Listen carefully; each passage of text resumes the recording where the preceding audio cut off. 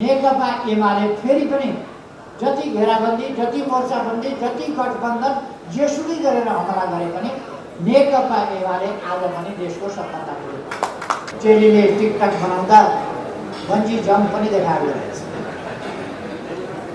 त्यो पनि युवापन हो। मलाई पनि बन्जी जम्प जाउँ जस्तो लाग्छ। तर अलिक उमेर बढी भएको हुनाले बन्जी जम्पले के गर्ला भन्ने पनि फेरि समस्या पनि हुन सक्छ। डाक्टरलाई सोधेर मात्रै जान्छ। बजेट निर्माण गर्दा राष्ट्रको ढिकुटी मारा काम, बजेट मारा काम, देश मारा काम, भयानक एउटा अनैतिक अपराधिक काम भएकै हो।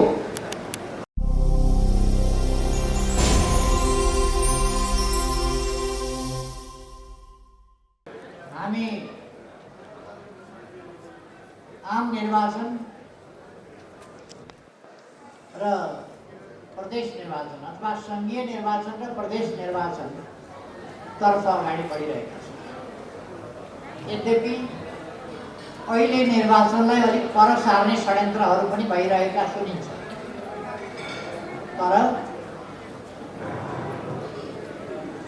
जस्तासुकै षड्यन्त्र भए पनि हामी निर्वाचनतर्फ जाँदैछौँ। देशमा निर्वाचन हुनै पर्छ। बढ्दै साह्रै 2 महिना 4 महिना सार्दा फेरि पनि निर्वाचनबाट बचेर उम्किएर जाने त कतै ठाउँ छैन। हामीले लोकतन्त्रको रक्षाका लागि लड्नु परेको छ। लोकतन्त्र प्राप्तिका लागि हामी लडेका थियौँ। आज लोकतन्त्रको रक्षाको लागि हामी लड्नु पर्छ। यस्तो अवस्थामा फेरि हामीले समयमै निर्वाचन गराउनका लागि पनि दबावमूलक कार्यक्रमहरू गर्नुपर्न सक्छ र लड्नु पर्न सक्छ। तर निर्वाचन हुन्छ। त्यस निर्वाचनको तयारी आजको प्रमुख काम, प्रमुख अभिभारा भएको छ युवाहरूका लागि, पार्टीका लागि पनि, युवाहरूका लागि पनि र अरू जनवर्गीय पेशागत सामुदायिक सङ्गठनहरूका लागि पनि। आगामी आम निर्वाचन अथवा सङ्घीय निर्वाचन र प्रादेशिक निर्वाचनको तयारी भनेको हामी उम्मेदवार उठाउने तयारी होइन, चुनाव लड्ने तयारी होइन, चुनाव जित्ने तयारीको म कुरा गरिरहेको छु। हामी चुनाव जित्ने तयारी गर्नुपर्नेछ र नेकपा एमाले विशेष अवस्थामा छ। यो चारैतिरबाट घेरिएको अवस्थामा छ, घेराबन्दीको अवस्थामा छ। तर एमाले आफूलाई विशेष शक्तिको रूपमा, यो विशेष परिस्थितिको मात्रै कुरा होइन, विशेष शक्तिको रूपमा एमाले आफूलाई प्रस्तुत गर्नुपर्नेछ कि चौतर्फी घेरा भए पनि, चौतर्फी हमला भए पनि सबै शक्तिहरू एकातिर लागेर नेकपा एमालेलाई एक ल्याएर कमजोर पार्न, उनीहरू त सिद्ध्याउन भन्छन्, कमजोर पार्न खोजे पनि कमजोर पार्न सक्दैनन् र नेकपा एमाले सबैलाई पराजित गरेर विजय हासिल गर्न सक्छ भन्ने कुरा हामीले पुष्टि गर्नुपर्नेछ। अथवा निर्वाचनको हाम्रो तयारी भनेको निर्वाचनमा हाम्रो विजयको तयारी। म साथीहरूलाई त्यसतर्फ ध्यानाकर्षण गर्न चाहन्छु। हाम्रो तयारी भनेको विजयको तयारी। अरू हामी भ्रष्टाचारका विरुद्ध, महँगीका विरुद्ध, अरू यस्ता समसामयिक विषयहरूमा पनि म धन्यवाद भन्न चाहन्छु युवा सङ्घ, विद्यार्थी युनियन, जसले आन्दोलनमा आफूलाई अब्बल प्रस्तुत गरेका छन् र हरेक समसामयिक विषयमा आफ्नो तयारीका साथ आफ्नो स्वतःस्फूर्त ढङ्गले आन्दोलनको मैदानमा उत्रिएका छन्। आन्दोलनकारी चरित्र, देशभक्तिपूर्ण चरित्र, लोकतान्त्रिक चरित्र, लोकतन्त्रका रक्षक हौँ भन्ने प्रमाण प्रस्तुत गरेका छन्।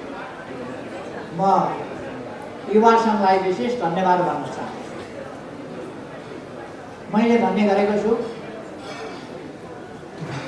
गत वर्ष हाम्रो पार्टीमाथि बाह्य र आन्तरिक अत्यन्तै चर्को घेराबन्दी, मोर्चाबन्दी र हमला। त्यो मोर्चाबन्दी, घेराबन्दी, हमला हुँदा पनि हाम्रो पार्टी कार्यकर्ता पन्थीले, महिला दिदीबहिनीहरूले र खास गरेर युवा समुदाय अत्यन्तै पार्टीप्रतिको निष्ठा, आन्दोलनप्रतिको निष्ठा, देश र जनताप्रतिको निष्ठा, त्यो निष्ठा देखाएर आफूलाई पार्टीको पक्षमा उभ्याउनु हो र पार्टी कब्जा गर्यो भन्नेहरूलाई कब्जा होइन, उनीहरूलाई पराजित गरेर देखाउनु। म युवाहरूलाई विशेष धन्यवाद भन्न चाहन्छु। युवाहरूका केही कमी कमजोरीका पक्षहरू पनि देखिएका छन्। ती कमी कमजोरीका पक्ष युवाहरूमा हराउँदैन। युवा उमेर भनेको भर्खर राजनीतिमा प्रवेश गर्दै गरेको उमेर। यति बेलै पदबोलता आयो भने, यति बेलै महत्त्वाकांक्षा पलायो भने, पद बिना बस्नै नसक्ने अवस्था भयो भने, पदै दिनका लागि 30-35 जना उपाध्यक्ष बनाउनु पर्ने अवस्था आयो भने, किन पद नभइकन मान्छे बस्नै नसक्ने भएपछि 30-35 जना उपाध्यक्ष बनाउनु पर्ने, यस्तो खालको अवस्था आयो भने यो राम्रो लक्षण होइन। अनि युवाहरूलाई माथिल्ला पद नभइकन नहुने भएर कमिटी ठुला बनाउनु पर्ने अवस्था आयो भने त्यो पनि राम्रो लक्षण हो। आफूले भने जस्तो भएन भने अनुशासनहीन भएर हिँड्ने, अनुशासन उल्लङ्घन गर्ने जस्ता कुराहरू युवा सुलभ गुणहरू होइन।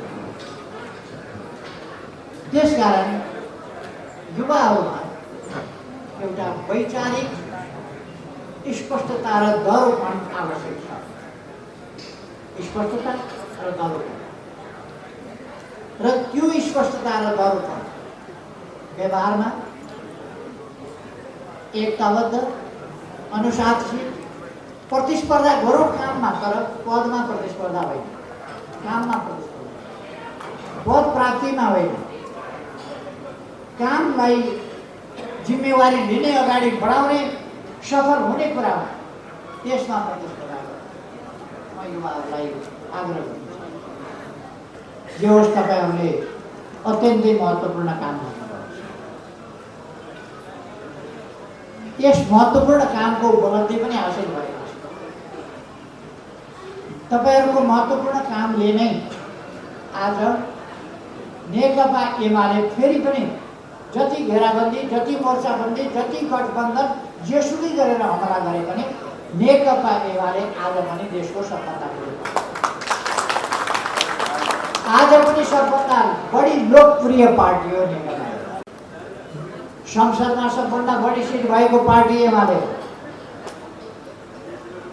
प्रदेशहरूमा लगभग हरेक जसो प्रदेशमा सबभन्दा बढी सिट भएको पार्टी एमाले।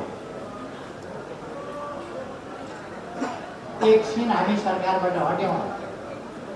हिजोको चुनाव परिणाम र हिजो हामीले निर्वाचित गरिदिएका प्रतिनिधिहरूलाई इमानबाट च्युत गराएर, इमानबाट पतन गराएर, स्वार्थमा लेनदेन गर्न सिकाएर केही मान्छेहरूले एकछिनका लागि एमालेलाई सरकारबाट हटाएका छन्। प्रदेश सरकारबाट हटाएका होला, तर नेकपा एमाले फेरि पनि प्रमुख पार्टी हो र अहिले पनि 38 लाख भोट नेकपा एमाले पाएको छ। अरूभन्दा सबैभन्दा बढी भोट पाउने, सबैभन्दा बढी प्रतिशत भोट भएको चुनावमा पनि पाउने एमाले। अब म त्यतापट्टि पनि धेरै जान चाहन्छु। तपाईँहरूलाई मैले धन्यवाद मात्रै भन्न खोजेँ। तपाईँहरूको प्रचार अभियान, तपाईँहरूको पार्टीको पक्षमा उभिने दृढता र त्यो अभियान तपाईँहरूलाई अनुमान गरे, तपाईँहरूलाई दास भनेर कराए, तर तपाईँहरूको दृढताका साथ उभिएको पार्टीको पक्षमा कुन सियाले कुन भाकामा कराउँछ भन्ने कुराको वास्ता नगरेर तपाईँहरू पार्टीले आन्दोलनको पक्षमा उभिने हो, त्यसलाई अगाडि बढाउनु हो। त्यसलाई मैले धन्यवाद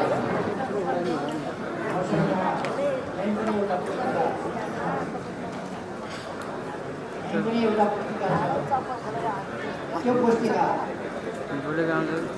एमाले सरकारको समयमा गरिएका कामहरूको सम्बन्ध। यसले थुप्रै कुराहरू के काम गरेका थियौँ हामीले देखाएको छ र तपाईँहरू सबैको हातमा यो पुगिसकेकै छ र अझै यसमा सचित्र देखाउन नसकिने कुराहरू अरू लिस्ट चाहिँ यसमा देखाइयो। ती कामहरू तपाईँहरूले गर्नुभएको छ। विद्यार्थीहरूले 101 काम भनेर पहिले घटना मात्रै उल्लेख गरेका थियो, पछि सचित्र पनि उहाँहरूले निकाल्नु भएको छ। यसरी प्रचारलाई तपाईँहरूले अगाडि लानुभएको छ र गएको निर्वाचनमा एउटा कमजोरी के हो पार्टीको भने हामीले गरेका काम जनताका बीचमा पुर्याउन नसक्यौँ।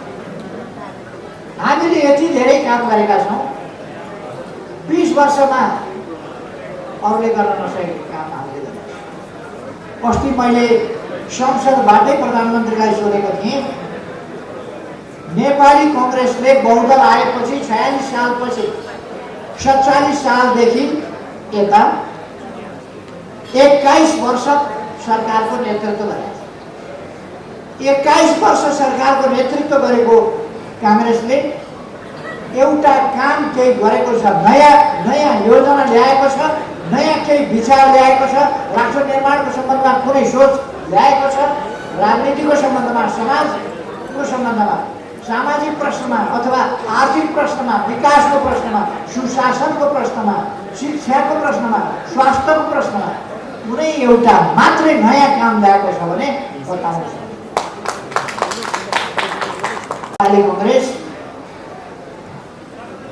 नेपाली कांग्रेस कुनै रचनात्मक काम गर्न सक्दैन, त्यसले कुनै सृजना गर्न सक्दैन, कुनै बिरुवा उमार्न सक्दैन, भाँचकुच पार्न सक्छ।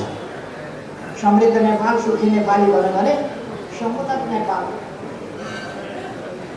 समृद्ध नेपाल सुखी नेपाली भनेको थियो, अलिकति पाप बटारेछ क्या, अलिकति हाँगो बटारेर अनि समृद्ध नेपाल होइन समुन्नत नेपाल भनेर के नै सृजना गरेको।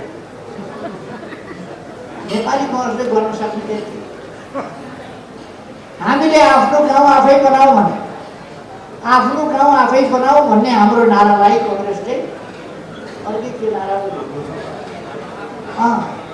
हाम्रो गाउँ राम्रो बनाऊ भन्ने, आफ्नो गाउँ आफै बनाउलाई त्यो बोक्न, फेरि सही कुरा बोक्न कांग्रेस सक्दैन।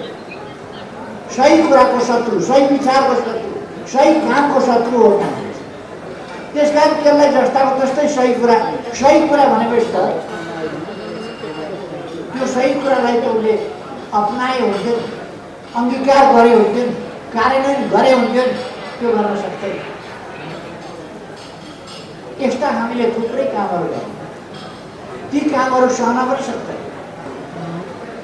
म अहिले त्यतापट्टि पनि जान चाहन्छु।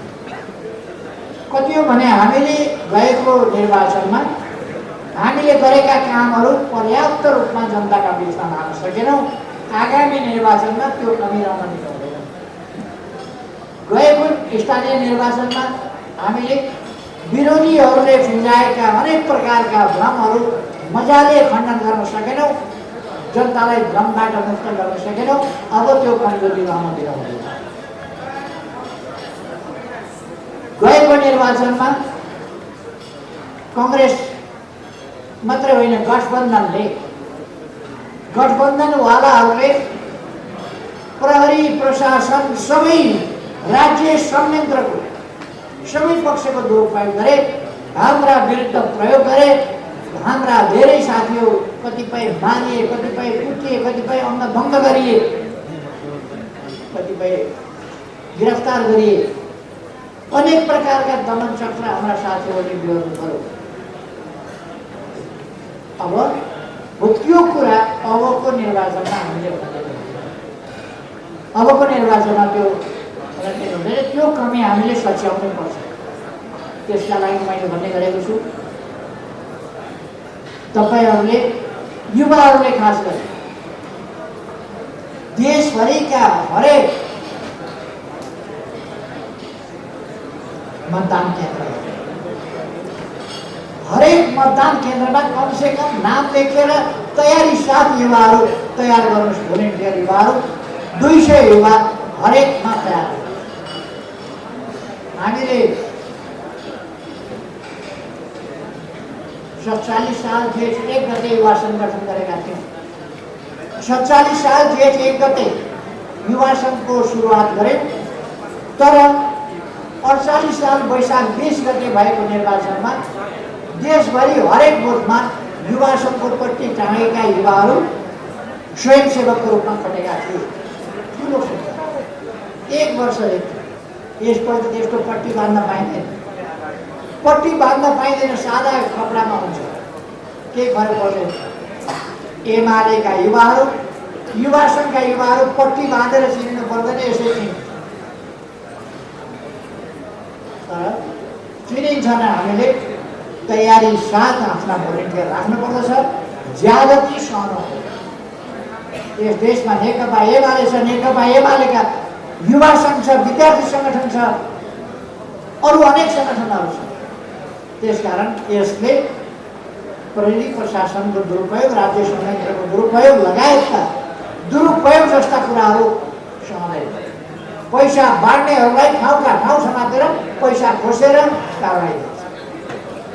त्यो तयारी हामीले गर्नुपर्छ। अब मैले के भनेर सुरु गर्दै थिएँ भने, अत्यन्त महत्त्वपूर्ण समयमा तपाईहरुले यो महत्त्वपूर्ण भेला गर्छ। यस महत्त्वपूर्ण भेलाले तपाईहरुलाई योजनाबद्ध ढङ्गले आगामी दिनमा अबको महत्त्वपूर्ण काम भनेको के हो भन्दा, अबको महत्त्वपूर्ण काम निर्वाचन। अब हामीले आफूलाई केन्द्रित केमा गर्ने? निर्वाचन। जनताका पीर मार्गका कुराहरू आदि, आफ्ना जीविका जन्य कुराहरू आदि, अथवा आफूले गर्ने इनोभेटिभ कामहरू आदि गर्दै पनि जानु परेको छ। ती पनि हामी गर्दै जान्छौँ। हामी नयाँ नयाँ कामहरू पनि गर्दै जान्छौँ। उद्यमशीलताको सुरुवात, उद्यमशीलताको विकास, त्यो पनि गर्दै जान्छौँ। अघि युवा गीत गाएको बेला मैले पर्दामा हेरेँ। युवा गीतमै पनि एउटा डिफेक्ट रहेको छ, म पहिलेदेखि पनि भनिरहेको छु। त्यसमा सङ्घर्षशीलता छ, सृजनशीलता छ। त्यसकारण अब हाम्रा गीतहरूमा सङ्घर्षशीलता र सृजनशीलता हुन्छ। त्यसकारण युवा सङ्घलाई देखाउँदा हामीले अब सङ्घर्षशीलता जुझारोपन सँगसँगै सृजनशीलता देखाउनु पर्छ। युवाहरू फ्याक्ट्रीमा काम गरिरहेका, युवाहरू खेतमा काम गरिरहेका, युवाहरूले आधुनिक कृषि गरिरहेको देखाउनु पर्छ, जो नमुना कृषि। नमुना कृषि, नमुना उद्योग, नमुना व्यापार, नमुना काम, नमुना खेलकुद युवाहरूले के देखाउनु पर्छ। मलाई राम्रो लाग्यो, एउटा चेलीले टिकटक बनाउँदा बन्जी जम्प पनि देखाएको रहेछ। त्यो पनि युवापन हो। मलाई पनि बन्जी जम्प जाउँ जस्तो लाग्छ। तर अलिक उमेर बढी भएको हुनाले बन्जी जम्पले के गर्ला भन्ने पनि फेरि समस्या पनि हुनसक्छ। डाक्टरलाई सोधेर मात्रै जानु। तर युवाहरूले खासमा भन्ने पनि त्यति सोधिरहनु पर्दैन। तर नसरी नजानु होला है।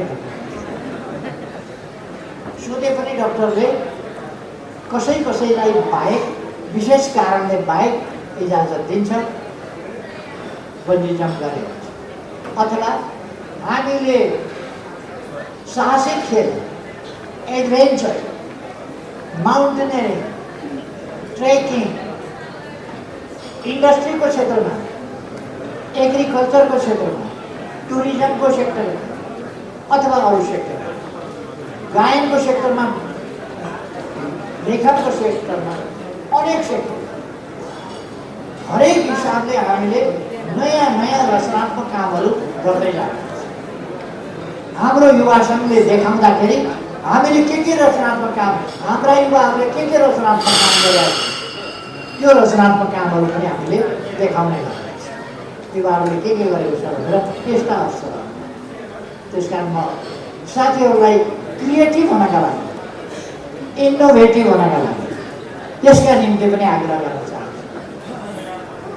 तपाईँ युवा नमुना हुनुपर्छ। You have to do something new. You are not to just follow your parents, your ancestors, your traditional job, etc. But you have to start some innovative, new, creative jobs yourself. उद्यमशीलता त्यो चाहिन्छ र त्यो उद्यमशीलताका साथ तपाईँहरू अगाडि बढ्नु। अर्को आन्दोलनकारी जुझारुपन त युवाहरूको सेवा जुझारुपन हुनै पर्छ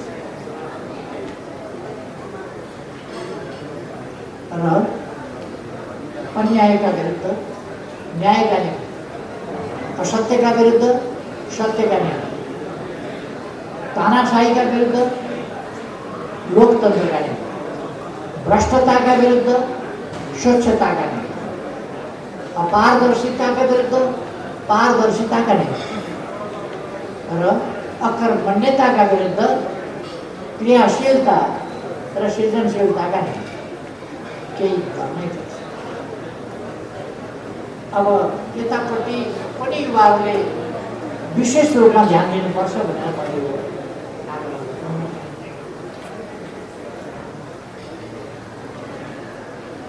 अरू अब हामी निर्वाचनतर्फ जाँदैछौँ र निर्वाचनको तयारीतर्फ जाँदैछौँ भने हाम्रा कमिटीहरू सदस्य व्यापक रूपमा अहिले पनि सबै सदस्य व्यापक रूपमा विस्तार गर्नुहोस्। कमिटी व्यापक रूपमा विस्तार गर्नुहोस्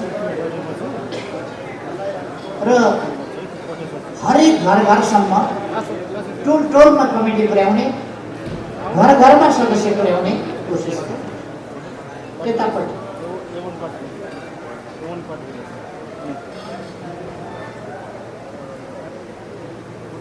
यतापट्टि साथीहरूको अब सघन ढङ्गले काम जाँदैछ। टोल टोलमा सङ्गठन पालिका पालिका भनेको त धेरै ठुलो कुरा हो। ओडा ओडा भनेका चाहिँ एउटा गाविस हुन् ओडा भनेको। त्यसकारण ओडा ओडामा पुग्ने मात्रै पनि ठुलो कुरा हो। ओडा ओडामा त युवा सङ्घ त पुग्न त मामुली कुरा हो। त्योभन्दा तल टोल टोलमा युवा सङ्घ पुग्नुपर्छ र टोल टोलमा पुगेर युवा सङ्घले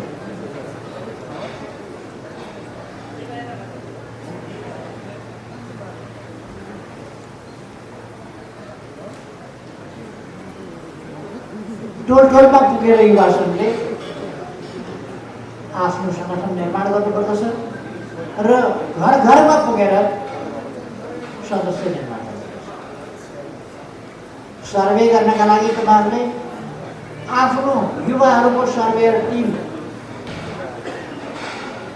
प्रिपोल एक्जिट के भन्छ त्यस्तोहरूको लागि त्यो पनि तपाईँहरूले गर्न सक्नुहुन्छ। र खास गरेर आइटी सेक्टरमा तपाईँहरूले थुप्रै काम गर्नुपर्नेछ। सामाजिक सञ्जालमा थुप्रै काम गर्नुपर्छ। म तपाईँहरूलाई भन्न चाहन्छु विरोधीहरूले एमाले माथि हमला गर्छन् त्यसको तलतिर प्रतिक्रिया के हुन्छ भन्दा त्यो हमलाका विरुद्ध कुनै आक्रमण हुँदैन। एमाले विरुद्ध हमला विरोधीले गरेका हुन्छन्, हाम्रो तर्फबाट कुनै प्रतिक्रिया आक्रामक आलोचनात्मक त्यस्तो टिप्पणी त्यस्तो प्रतिक्रिया हुँदैन। हाम्रो पक्षमा एमालेको पक्षमा कसैले एउटा केही लेख्यो भने दास भइसस्, हनुमान भइसस्, खत्तम भइसस् आदि इत्यादि सुरु गरिहाल्छन् र विरोध चर्को गर्छ। त्यसकारण हाम्रो तर्फबाट सही कुराको पक्षमा एग्रेसिभली जानु पर्यो, गलत कुराको विरोधमा त्योभन्दा बढी एग्रेसिभली जानु। त्यो पन्धा साथीहरूले टिकटक पनि बनाएको देख्छु, तर कतिपय टिकटकहरू सन्देशमूलक चेतनामूलक नभएको पनि देखिन्छ। यत्तिकै त के भयो, फोटो खिचेर हाल्दा भइहाल्छ। सन्देश केही नदिने हो भने, केही शिक्षा नदिने हो भने, त्यसबाट केही अरूले पनि प्राप्त गरून् भन्ने नबनिए हो भने त्यो समयको बर्बाद हुन्छ टिकटक हेरेर। त्यसकारण टिकटक यसरी बनाऊ सन्देशमूलक हुन्छ। र युवा सङ्घले यस सम्बन्धमा धेरै काम गरेको छ, म धन्यवाद गर्न चाहन्छु। अरू सङ्गठनहरूले भन्दा युवा सङ्घले यस क्षेत्रमा निकै धेरै काम गरेको छ, महत्त्वपूर्ण काम गरेको छ। त्यसकारण म धन्यवाद गर्न चाहन्छु। देशको परिस्थिति जटिल बनाएको छ यो गठबन्धन। यो गठबन्धन देशका लागि अभिशाप हो। एउटा हिसाबले भनिराखेको छैन, म अहिले व्याख्या गर्न चाहन्न, व्याख्या गर्न भ्याउँदिनँ। व्याख्या गरिरहनु पनि अब त जरुरी छैन। यो राष्ट्रियताको सन्दर्भमा अभिशाप हो, देशको हितको रक्षाको सन्दर्भमा यो अभिशप्त छ, यो असफल छ, अभिशप्त छ, यो अभिशापै हो। यसले राष्ट्रियतालाई कमजोर पारिराखेको छ, तपाईँ हामीले देखाएको छ, र लोकतन्त्रलाई कमजोर पार्छ, राज्यका सबै अङ्गहरूलाई कमजोर पार्छ। यो ठगहरूको, ढाँटहरूको, छलीहरूको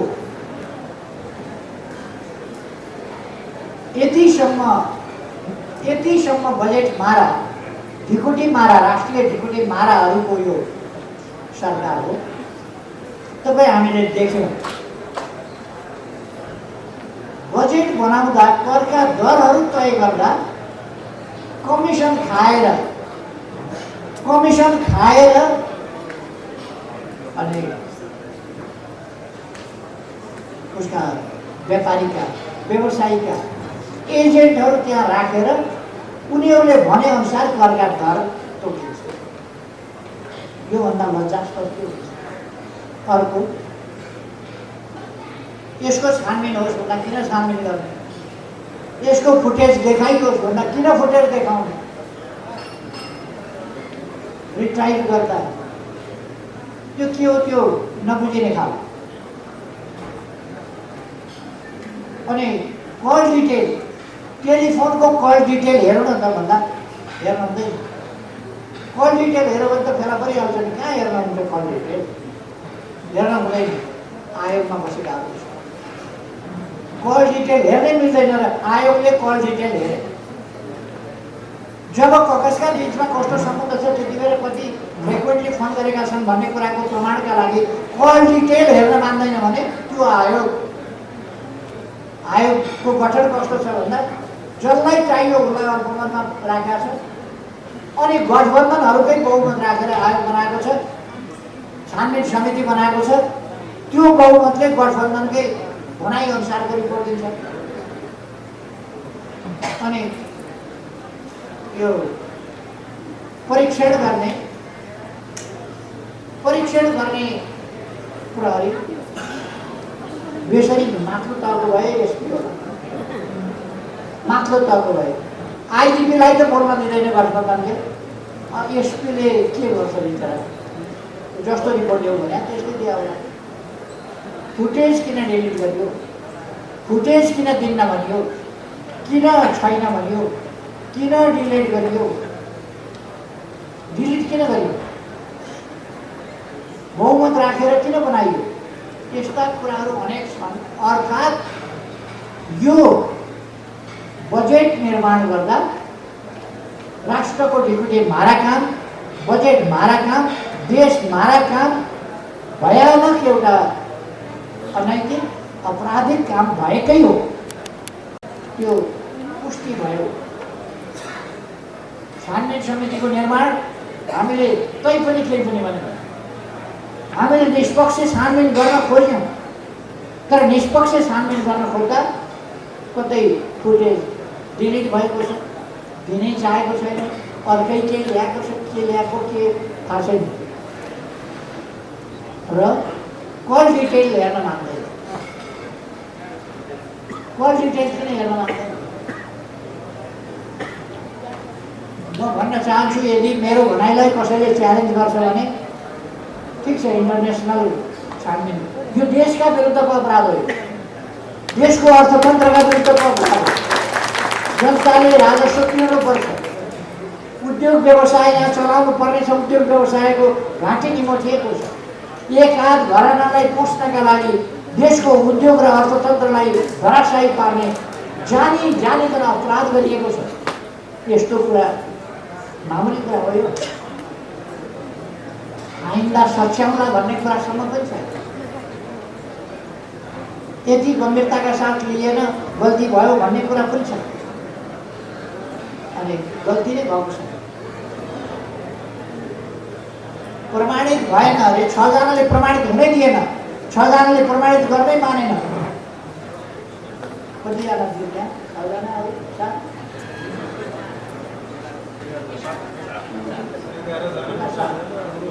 अनि 7 जना आफू राखेर बहुमत र अल्पमत चाहिँ फैसला।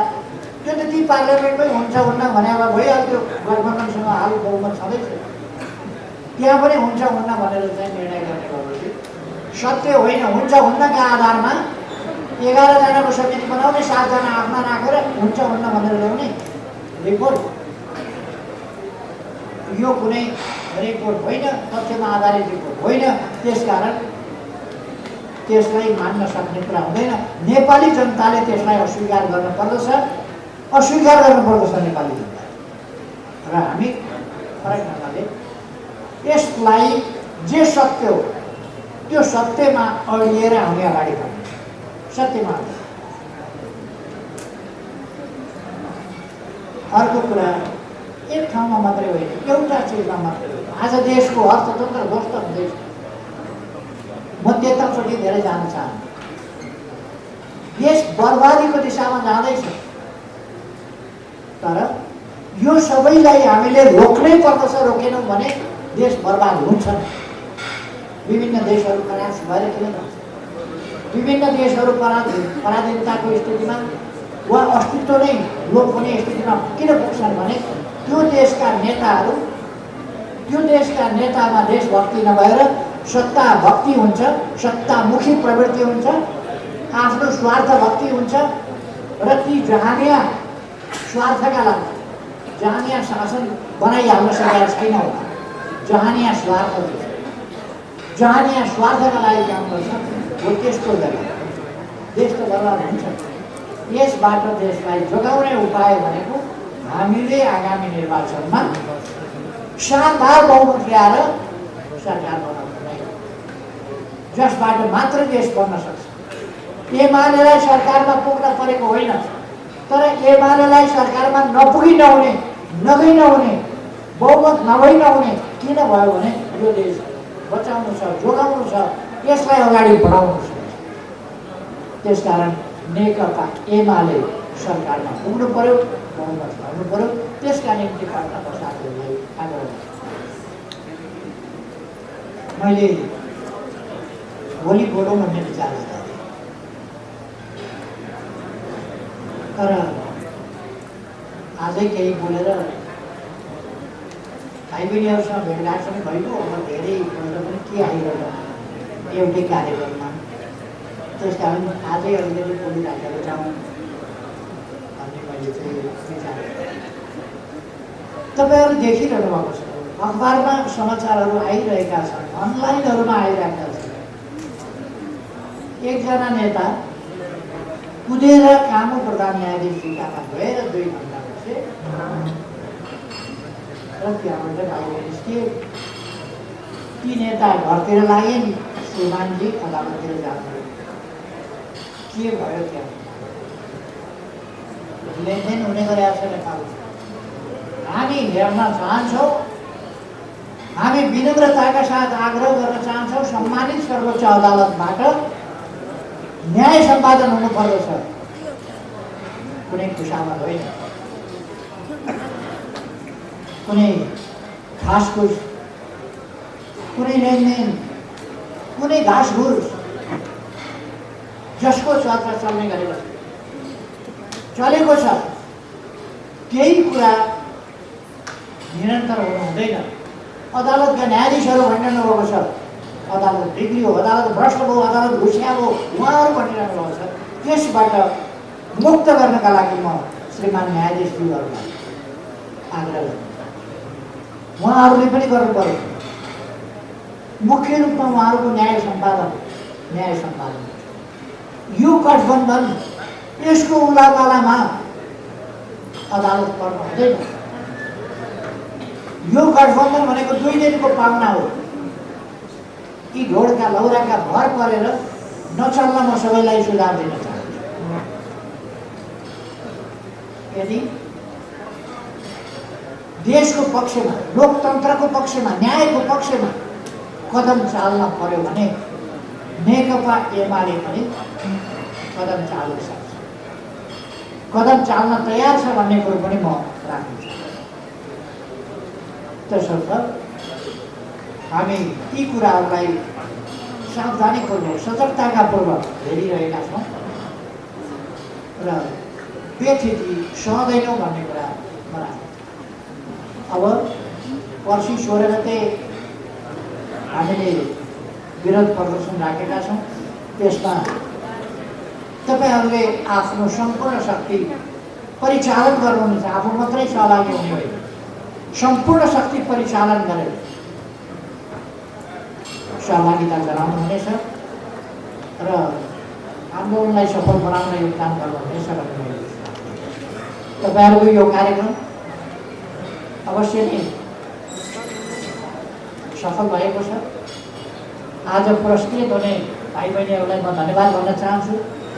आज नेकपा एमालेमा प्रवेश गर्ने साथीहरूलाई एमालेमा स्वागत गर्न चाहन्छु र उहाँहरूको कार्यकाल सफल होस्।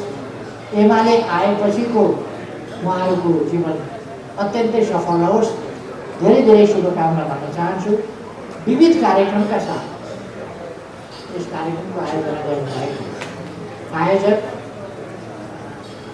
युवा सङ्घ, राष्ट्रिय युवा सङ्घ नेपाललाई धेरै धेरै धन्यवाद भन्न चाहन्छु र आफ्नो भनाइ यही टुङ्ग्याउँछु। मलाई अवसर दिएको धन्यवाद।